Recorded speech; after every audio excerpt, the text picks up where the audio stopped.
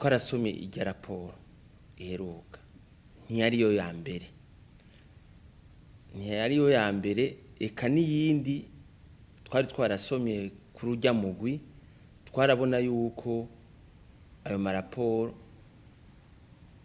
ahengamye kandi ahengamye cyane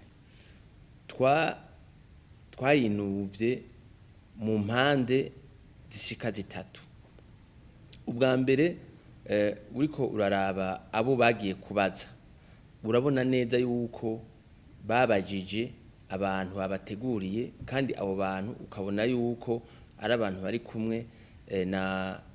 bamwe bashaka gutembagaza ubutegetsi bwatowe n'abene gihugu ku itariki 13 Rusama mu 2015. Abo bantu rero bakaba bari mu makambi y'impunzi. Ikiri naco murazi neza ko leta y'u Burundi yahisemwo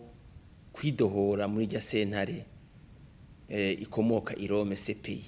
kandi twebwe naho tutavuga rumwe nayo twarabishigikiye kubera irya sentare uko yigenza eka n'ibindi bihugu vya Afrika birayibona umengo ni igikoresho c'abanyaburaya kugira ngo bagumane bagumize ibihugu vyikukiye babigumize mu kwaha kwabyo kubukoroni. Tukabona rero yuko uko iyo raporo yatumbereje ibintu kwari kugira ngo igarukane irya sentare CPI yicishije mu canzo,